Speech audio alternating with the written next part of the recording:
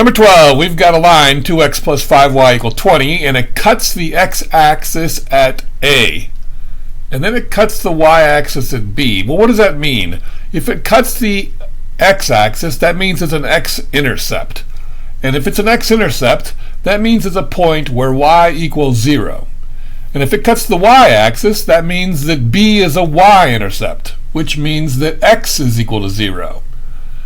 Alright, so we can figure out what these points are by plugging in 0 in for x and for y appropriately. So let's write the equation. 2x plus 5y is equal to 20. If I want to find the x-intercept, I'm going to make y equal 0. So now that's going to be 2x plus 5 times 0 is equal to 20. Well, clearly then 2x, x is going to equal 10. So that's one of my points. And if I want to find the other point, I'm going to do the same thing. I'm going to use the equation 2x plus 5y equal 20. Only this time I'm going to replace the x with 0. So now it's going to say 2 times 0 plus 5y is equal to 20. 5y equal 20. Y is going to equal 4. And then that gives me my other point. So now I know what A is and point B is. And they want me to write an equation of a circle. So now this might be helpful.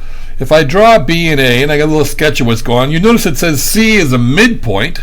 Alright, so I got this line here, A, B, and the midpoint of my 2 points, well, that's pretty easy. 10 plus 0, that's 10. 10 divided by 2, that's going to be one part of my midpoint, and then 4 divided by 2. My midpoint, or my center of my circle, is going to be 5, 2, so roughly about here. And if C is the center of the circle, then I can go ahead and start writing that equation, because I can go pretty far with just the center. I'm going to do x minus 5 squared plus y minus 2 squared, and it equals the radius squared. Well, I'm going to have to figure that one out. I'm just going to take one of my points that I know are on the circle, in this case 0, 4, and then I'm going to plug that in. X is 0, and then y is 4, and I'm going to find out what r squared is. And in this case, I'm going to find out that 25 plus 4 is equal to 29.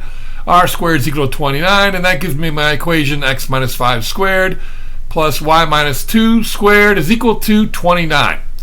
And then I look for the last part of the question, and it says that I need to show that 0, 0 is also on the circle. Well, keep in mind, if it's a point that's on the circle, it's going to make the equation true. So when I substitute in 0 for x and 0 for y, I get 25 plus 4, and 29 does equal 29. So point 0, 0 must be on the circle because it makes it true. Alright, hope that makes sense. Thanks for watching.